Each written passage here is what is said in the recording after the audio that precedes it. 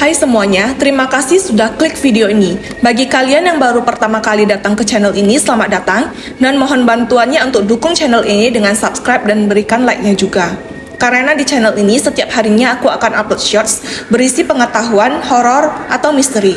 Kemudian setiap minggunya akan upload satu cerita horor di jam 6 sore. Di video kali ini ada cerita tentang sebuah keluarga kecil yang baru membeli rumah bergaya vintage bekas keluarga Belanda. Sebenarnya rumah ini sangat indah dengan arsitektur Eropa zaman dulu dan banyak perabotannya yang masih bagus walau sudah hampir 100 tahun. Tapi ada misteri yang terjadi di rumah ini dulunya, hingga membuat gangguan yang cukup parah pada keluarga baru ini. Simak ceritanya sampai habis di video ini. 2018, Amanda dan Ardi, pasangan yang sudah menikah selama 3 tahun itu memutuskan untuk pindah ke kota lain untuk memulai semuanya dari nol. Beberapa bulan sebelumnya, badai masalah datang ke rumah tangga mereka. Ardi kepergok selingkuh dengan rekan kantornya. Amanda dan Ardi sama-sama bekerja tapi di perusahaan yang berbeda. Sudah 3 tahun mereka menikah, tapi tidak kunjung dikaruniai anak. Mungkin itu menjadi salah satu alasan Ardi berselingkuh. Amanda juga jarang di rumah karena terus-menerus lembur. Komunikasi suami istri itu menjadi jarang, hingga suatu hari Amanda memergoki suaminya sedang chattingan dengan selingkuhannya dari aplikasi WhatsApp. Amanda mengamuk besar dan meminta cerai, tapi Ardi bersikukuh mempertahankan rumah tangganya. Dia pun mengakui dia masih sangat mencintai Amanda dan tak sanggup kehilangannya. Hingga akhirnya dicapailah kesepakatan, Ardi mencoba mencari pekerjaan di perusahaan lain agar memutus kontak dengan selingkuhannya. Bukannya jika bekerja di perusahaan sama dia tidak bisa berkomitmen tidak selingkuh. Hanya saja Amanda mengatakan jika salah satu dari Ardi atau selingkuhannya masih bekerja di circle yang sama, maka akan ada kemungkinan mereka akan bermain api kembali. Demi membuat istrinya percaya, Ardi pun rela meninggalkan pekerjaan lamanya yang sebenarnya gaji dan jabatannya sudah lumayan di sana. Amanda pun mengalah, dia keluar dari kantornya dan berkomitmen menjadi ibu rumah tangga agar rumah tangga mereka bisa membaik. Mungkin saja dengan Amanda berhenti bekerja, mereka bisa dikaruniai kemomongan. Untungnya Tuhan masih sayang dengan keluarga mereka. Mereka diberikan kesempatan untuk bertahan. Ardi diterima di sebuah perusahaan besar yang menempatkan dia sebagai manajer cabang di sebuah kota kecil. Gajinya sudah pasti lebih tinggi daripada di tempat sebelumnya. Sebelum pindah ke kota itu, Ardi dan Amanda mencari-cari rumah yang kira-kira pas dengan budget mereka dan tidak terlalu jauh dari tempat kerja. Ditemukanlah sebuah rumah bergaya Eropa yang berlantai 2. Bangunan rumah itu dari luar memang dibuat dengan bata, hanya saja arsitektur di dalam banyak memakai kayu jati, seperti tangga, kusen pintu, dan beberapa interior lainnya. Di dalam rumah itu juga masih banyak perabotan lawas yang terlihat masih bagus dan kokoh walaupun sedikit berdebu. Ada meja-meja dari kayu jati, lemari-lemari kayu juga terlihat masih sangat layak pakai. Rumahnya juga sangat luas tapi harganya miring, sehingga Ardi dan Amanda tidak berpikir panjang lagi. Langsung deal karena kebetulan jaraknya sangat dekat dengan kantor Ardi. Mungkin hanya butuh 10 menit berkendara mobil saja. Tibalah bulan September, awal kepindahan mereka ke rumah itu. Amanda dan Ardi sangat excited tentunya. Terutama Amanda yang tidak sabar ingin menjalankan tugas sepenuhnya sebagai ibu rumah tangga. Seminggu setelah kepindahan mereka, Ardi mulai bekerja dan tinggallah Amanda sendirian di rumah. Rumah itu memiliki halaman yang luas. Depannya adalah jalanan biasa yang agak sepi dari lalu lalang kendaraan karena memang tidak terlalu luas. Para tetangga di sana juga berjauhan dan tertutup. Selama sebulan, mereka tinggal di rumah itu tidak ada hal aneh. Hubungan Ardi dan Amanda juga semakin mesra. Mereka mulai merencanakan program momongan dan mencari-cari informasi dokter mana yang bagus di daerah mereka. Pagi itu Ardi berangkat kantor seperti biasanya. Dia berjanji akan pulang cepat hari itu. Setelah beberapa hari belakangan dia lembur terus. Setelah mengecup kening istrinya, Ardi pun masuk ke mobil dan mengendarainya menjauh dari Amanda yang masih berdiri di pintu utama memandangi kepergian Ardi. Amanda memutuskan untuk memasak steak dengan salad kesukaan suaminya, agar malam nanti suaminya bisa memperbaiki mood setelah selesai bekerja. Dia pun keluar rumah setelah membawa dompetnya. Amanda memasuki mobil pribadinya yang dulunya dia pakai untuk pergi bekerja. Dia menuju sebuah supermarket besar, tempat biasanya dia berbelanja kebutuhan sehari-hari. Sesampainya di sana, dia memilih-milih banyak kebutuhan dapur, kebetulan isi di kulkas juga sudah mulai kosong. Amanda juga tidak lupa membeli daging sapi premium untuk suaminya. Setelah membayar, Amanda membawa belanjaannya kembali ke mobil dan berkendara pulang ke rumah. Dia pun mulai sibuk di dapur menyusun barang-barang belanjaan. Selagi dia melakukan pekerjaannya, terdengar suara langkah kaki orang dari tangga yang menuju ke lantai 2. Tangga di rumah itu memang terbuat dari kayu jati. Amanda mengira mungkin saja itu Ardi yang pulang karena ketinggalan sesuatu. Amanda mengecek ponselnya untuk melihat apakah ada pesan atau telepon dari Ardi yang belum dia ketahui. Ternyata tidak ada notif pesan, hanya ada pesan dari grup chat dengan teman-temannya. Di layar ponselnya menunjukkan pukul 10.45 siang. Amanda bergegas ke arah tangga untuk melihat siapa itu, tapi ternyata tidak ada siapapun. Dia kemudian naik ke lantai 2 di kamar mereka untuk mengecek. Mungkin saja suaminya pulang langsung ke kamar. Saat pintu kamar dibuka, ternyata suaminya tidak ada di sana. Amanda turun lagi dan membuka pintu ruang kerja suaminya di lantai 1. Ternyata tidak ada orang juga. Semua buku-buku dan file di meja suaminya juga masih tersusun rapi, yang berarti suaminya tidak pernah masuk ke sana sama sekali. Amanda memutuskan untuk menelepon suaminya. Beberapa saat setelah dia mendial nomor suaminya, terdengar suara suaminya menjawab di telepon. "Iya sayang," tanya Ardi. "Kamu tadi ada pulang yang?" tanya Amanda kembali. "Maksudnya? Tadi kamu ada balik ke rumah lagi?" Enggak. Ini aku habis meeting aja." "Oh ya, habis ini aku mau ketemu vendor juga. Udah dulu ya, Yang. Bye." "Oh, oke, ya udah." Amanda mematikan teleponnya. Diceknya pintu utama dan beberapa jendela yang masih tertutup. Awalnya dia sempat membatin apakah itu maling, tapi sudah dicek ke seluruh sudut ruangan, tidak ada siapapun. Amanda memutuskan untuk mengabaikannya dan melanjutkan mempersiapkan bahan-bahan masakan untuk malam nanti, agar dia bisa langsung memasak saat suaminya dalam perjalanan pulang. Selesai menyiapkan bahan, Amanda menyimpannya di kulkas untuk dimasaknya nanti sore. Dia pun rebahan di kursi panjang berbahan kayu jati di depan TV.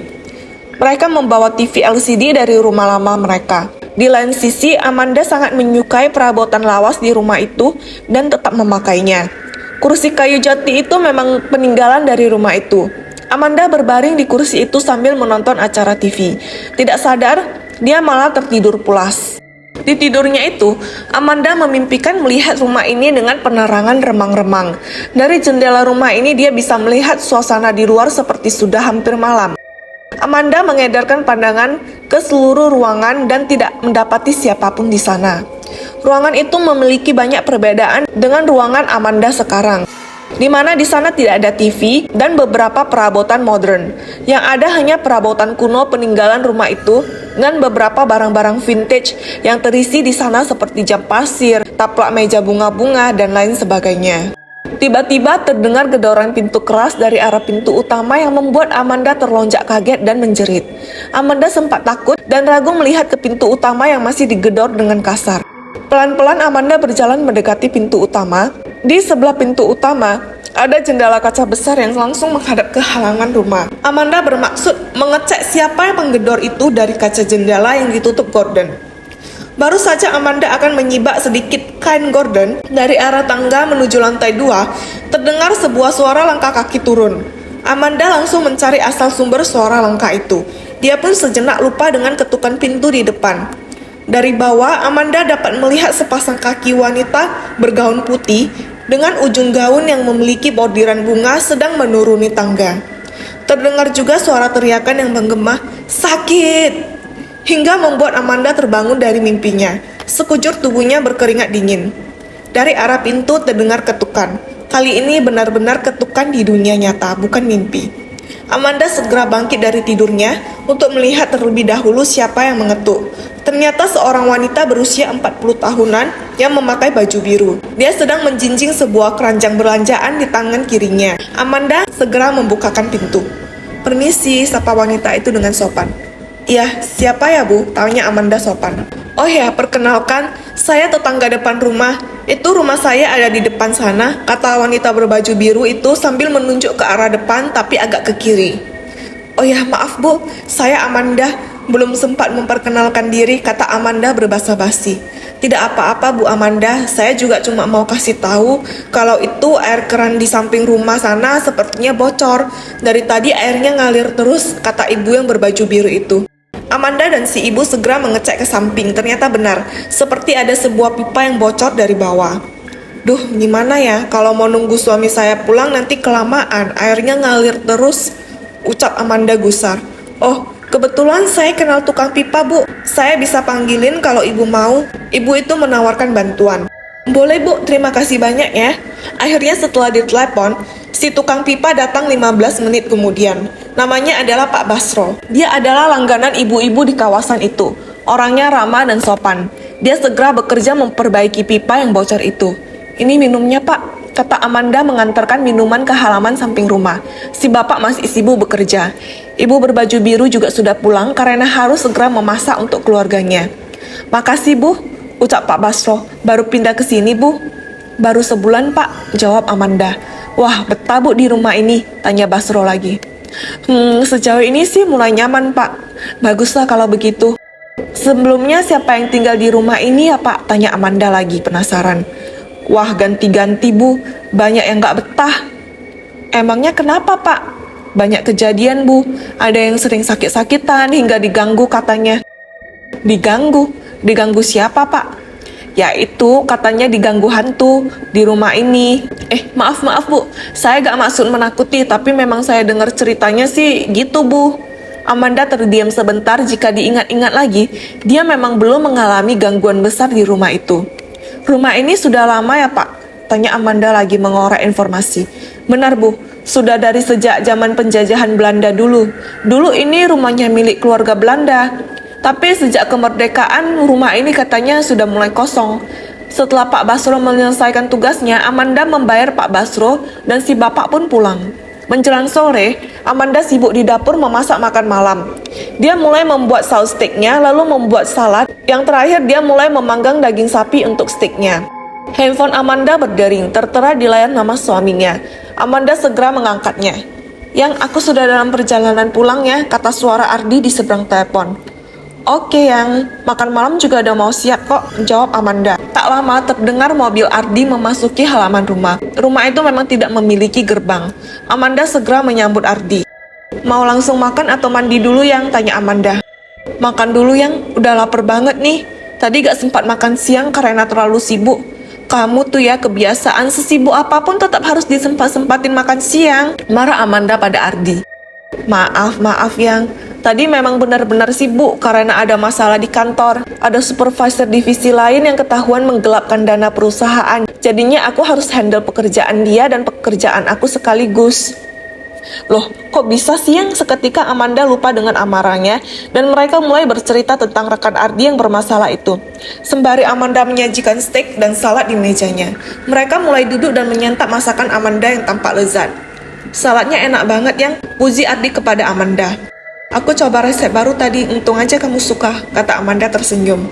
Saat Ardi mulai memotong daging steak yang terlihat lezat itu, Ardi melihat ada beberapa benda putih kecil seperti nasi. Tapi benda itu bergerak menggeliat-geliat.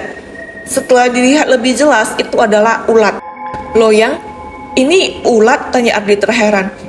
Ulat, Amanda bingung sambil menyuapkan steak yang baru dipotongnya ke mulutnya. Baru saja dia mengunyah 2 kali, steak itu langsung Amanda muntahkan balik ke piring. Kenapa yang? Tanya Ardi khawatir sambil mengambilkan tisu di meja makan untuk mengusap bibir Amanda. Kok rasa steaknya kayak daging busuk? Kata Amanda kepada Ardi. Mereka mengecek lagi kedua steak yang ada di piring Ardi dan Amanda. Benar saja ada belatung di tengah-tengah steak itu. Belatungnya masih hidup dan bergerak. Yang, ini emangnya daging kapan sih? Tanya Ardi. Tadi pagi ya, aku baru beli dari swalayan sana, yang biasa itu, kata Amanda. Mungkin daging di sana gak fresh, kata Ardi. Tapi kemarin aku juga beli daging untuk buat rendang sapi, gak ada apa-apa tuh kok yang. Amanda mengingat lagi 2 minggu lalu dia juga membeli daging di tempat yang sama. Swalayan itu besar dan seharusnya memiliki SOP yang bagus untuk menjaga kepuasan customer. Tidak mungkin menjual daging rusak. Terlebih lagi, jika daging itu berbelatung, saat dipanggang tadi kenapa belatungnya tidak mati? Sesuatu hal yang mustahil. Mereka mulai berdebat sedikit dengan berbagai kemungkinan, tapi Ardi mengalah dan menenangkan Amanda. Mereka akhirnya memutuskan untuk makan di luar saja.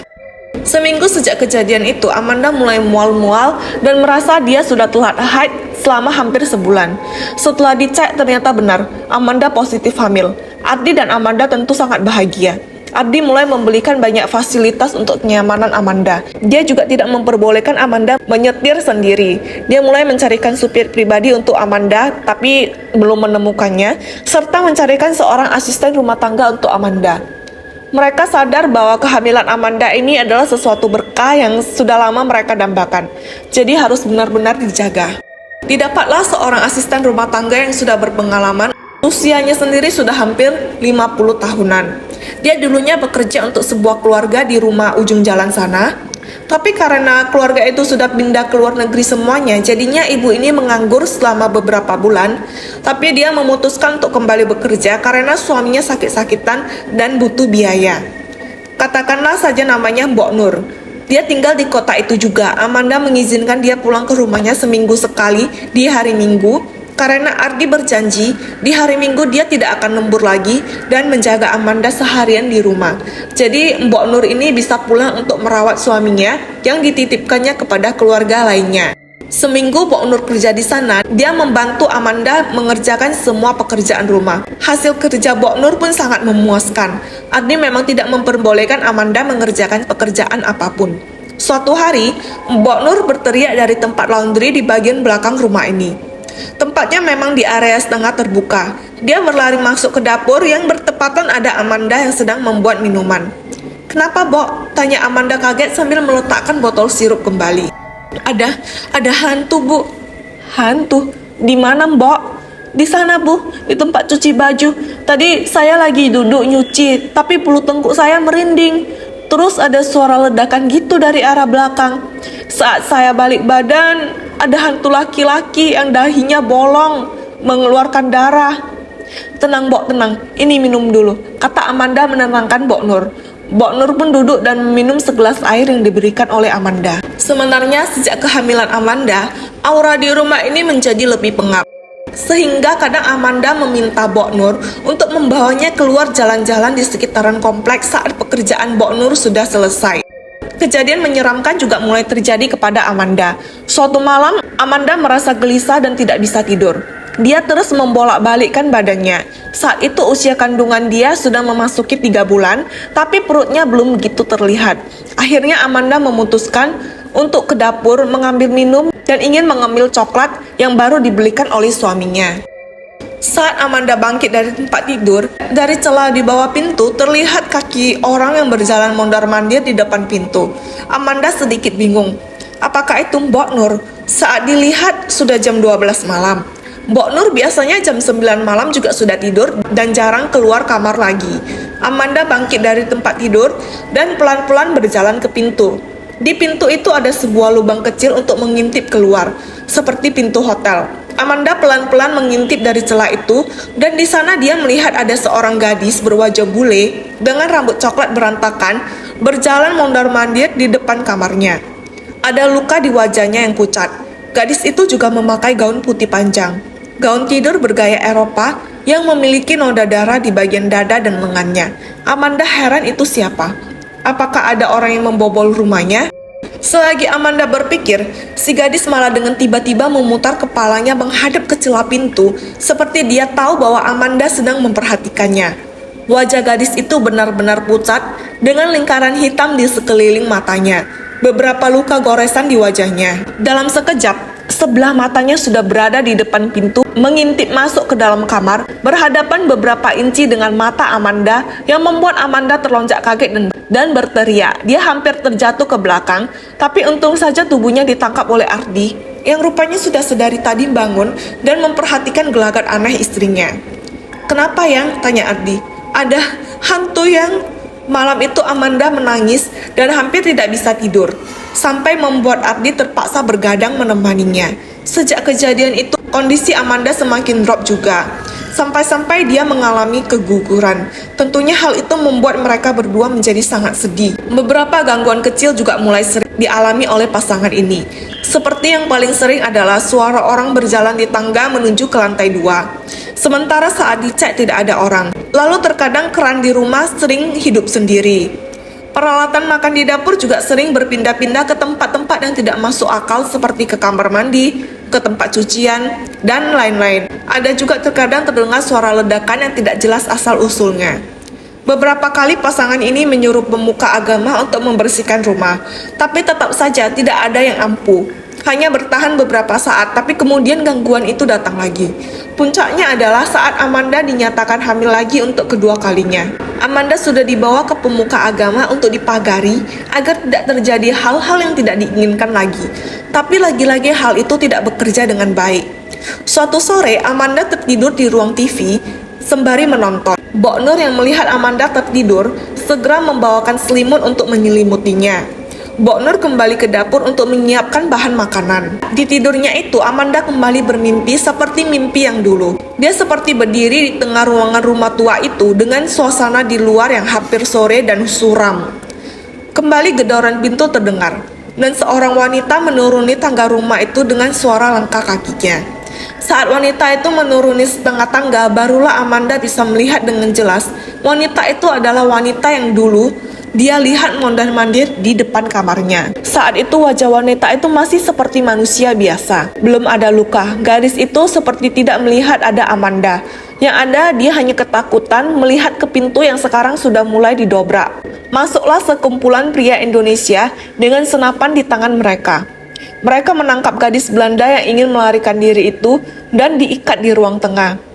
Dari kamar, dua orang pria dan wanita Belanda yang berusia sekitar 50-an keluar. Mereka juga diseret. Sang pria tua yang merupakan ayah dari gadis itu mencoba melarikan diri ke dapur dan tidak berhasil. Dia malah ditembak di belakang kepalanya hingga pelurunya menembus keningnya, membuat cipratan darah kemana-mana, dan jasad si pria ambruk di halaman belakang yang sekarang Amanda jadikan sebagai tempat mencuci. Si ibu dan anak gadisnya hanya bisa menangis dan memohon ampun pada orang-orang lokal itu. Mereka juga dipukulin. Karena orang-orang lokal itu sudah terlanjur benci, para pria itu tentu tidak membiarkan mereka hidup. Dengan teriakan, "Mati saja kalian!" kedua wanita itu ditembaki. Sang ibu langsung ambruk dengan lubang peluru di pelipis kanannya, dan si gadis meninggal setelah sebuah peluru menembus jantungnya. Amanda sangat syok, mencoba berteriak, tapi semua orang di sana tidak ada yang mendengar suaranya. Dan hal yang tidak disangka adalah, sepertinya para pria itu, tubuh si gadis yang sudah bersimbah darah tiba-tiba bangkit dan matanya terbuka lebar sambil menjerit, "Anakmu milik kami!" ke arah Amanda dan akan menerkam Amanda. Amanda menjerit histeris yang membuatnya bangun dari tidurnya dengan peluru yang membasahi seluruh tubuhnya. Mbok Nur tergopoh-gopoh berlari keluar dari arah dapur untuk mengecek Amanda. Malamnya, Amanda menceritakan mimpi itu pada Ardi. Mereka mulai mencurigai mimpi Amanda itu ada hubungannya dengan masa lalu rumah ini. Amanda mulai meminta pindah, tapi pindah rumah itu bukan hal yang mudah. Belum lagi posisi rumah mereka saat itu sudah sangat sempurna untuk Ardi yang pulang pergi dengan cepat ke kantornya. Tapi demi keselamatan, sepertinya Ardi mulai mempertimbangkan mencari hunian baru, walau agak sulit. Belum sempat mereka pindah, kejadian naas terjadi lagi pada keluarga itu. Suatu ketika, Amanda membaca novel di kamarnya sambil tiduran. Ardi tidak bekerja karena hari itu hari Minggu. Kejadian ini berjarak seminggu dari mimpi Amanda itu. Saat itu kandungan Amanda memasuki usia 4 bulan. Ardi sedang dibawa membawakan makan siang dia dan Amanda dengan maksud ingin makan siang di kamar saja sambil menonton film. Beberapa saat setelah Ardi turun, terdengar ketukan pintu kamar. Amanda mengira itu Ardi yang tangannya sedang full dengan nampan makanan, sehingga meminta tolong untuk dibukakan pintu. Amanda bangkit dari tempat tidurnya dan berjalan ke pintu untuk membukakannya. Saat pintu terbuka, ternyata tidak ada seorang pun di sana. Samar-samar terdengar suara musik klasik. Amanda mengira Ardi memainkan musik di lantai 1. Yang manggil Amanda, tapi tidak ada jawaban. Yang makanannya belum siap, tanya Amanda lagi. Terdengar suara langkah kaki dari tangga yang menuju ke lantai 2. Amanda mengira itu pasti Ardi. Dia pun berjalan ke arah tangga untuk membantu Ardi membawa makanan. Lagi-lagi saat sudah sampai di ujung tangga, Amanda tidak mendapati siapapun di sana. Dia memutuskan untuk kembali ke kamar saja. Di saat itulah dia membalikkan badannya dan tepat di depan hidungnya itu, sosok gadis hantu Belanda itu berdiri dengan wajah menyeringai kemudian berkata, "Bayi itu milik kami." Dia lalu mendorong tubuh Amanda jatuh menggelinding ke tangga dengan suara yang berisik. Karena tangga itu terbuat dari kayu, tubuh Amanda mendarat di lantai 1 dengan keras. Kepalanya terasa sangat sakit, begitu juga dengan seluruh tubuhnya. Ardi yang mendengar suara berisik segera berlari ke depan, kemudian mendapati Amanda sedang berbaring lemas di kaki tangga. Ardi segera meraih tubuh istrinya yang sudah lemas tak berdaya. Hantu itu. Amanda mencoba berbicara tapi tubuhnya sangat lemas. Saat itu juga, dari bagian bawahnya terasa seperti ada yang mengalir keluar dengan hangat. Setelah dilihat itu adalah darah, sangat banyak. Amanda kemudian dilarikan ke rumah sakit dalam keadaan pingsan. Sesampainya di rumah sakit, Amanda dinyatakan keguguran lagi. Lagi-lagi peristiwa ini menjadi pukulan besar bagi mereka berdua. Amanda tidak hentinya menangis dan menyalahkan dirinya sendiri. Mbok Nur yang juga menyadari sepertinya semua ini ada hubungannya dengan penunggu rumah tua itu pun menawarkan diri untuk mencarikan orang pintar yang kemudian disetujui oleh Ardi dan Amanda. Sepulangnya Amanda dari rumah sakit di mana dia dirawat selama seminggu, Ardi juga meminta psikolog untuk mendampingi mereka, terutama Amanda yang hampir kehilangan akal karena keguguran 2 kali. Mbok Nur membawa seorang pria tua kenalan suaminya. Mereka menyebutnya Mbah Midun. Dia ini sering menolong orang yang bermasalah dengan sosok gaib di kawasan tempat tinggalnya. Sesampainya si pria tua itu, dia mulai menjelaskan apa yang sebenarnya terjadi. "Istri kamu sudah diberitahukan oleh sosok penunggu rumah ini, si gadis Belanda, tentang cerita rumah ini," ucap Mbah Midun. Amanda dan Ardi terkejut, karena mimpi Amanda itu hanya diceritakan kepada suaminya saja. Ada 2 arwah pendendam di sini, ayah dan anak gadisnya. Mereka dibunuh oleh orang lokal yang sudah benci dengan Belanda, dengan maksud membersihkan semua Belanda yang masih tinggal di sini agar negara kita tidak diinvasi kembali, kata Mbah Midun melanjutkan. "Lalu apa salah kami, Pak?" tanya Ardi. "Kalian orang lokal kan? Satu ras dengan yang membunuh mereka. Mereka dendam dengan kalian. Sudah banyak yang tinggal di sini dan tak ada yang betah. Kalau masalah keguguran, apakah ada hubungannya dengan hantu itu, Pak?" "Ada. Selain dendam pada kalian, mereka juga mengincar bayi kalian. 2 bayi kalian sudah dijadikan penghuni di sini. Mereka ingin membuat kalian menderita. Jika kalian tidak segera pindah, kalian tidak akan pernah memiliki anak di sini," jelas Mbah Midun. Amanda dan Ardi yang mendengar itu semakin yakin bahwa mereka harus segera meninggalkan rumah itu. Pak Amran juga membantu kembali memagari Amanda dan Ardi agar tidak diikuti oleh sosok itu. Ardi segera menyewa sebuah rumah kecil yang bisa didapatnya, serta memboyong istri dan Mbok Nur ke rumah itu untuk sementara waktu. Rumah tua itu diiklankan untuk dijual, tapi sampai sekarang tidak ada yang berani membeli. Rumah itu juga sudah mulai rusak dan kotor. Dari luar benar-benar terlihat seperti rumah horor. Saat ini Ardi dan Amanda sudah pindah ke rumah yang lebih besar yang sudah bisa dibeli oleh Ardi. Mereka juga sudah dikaruniai seorang anak perempuan. Sampai di sini dulu ceritanya. Terima kasih sudah mendengarkan sampai habis. Jangan lupa subscribe ke channel ini karena setiap harinya aku akan upload shorts tentang misteri, kriminal, atau informasi. Terima kasih yang sudah subscribe. Semoga cerita tadi bisa menemani aktivitas kalian. Sampai jumpa di cerita selanjutnya.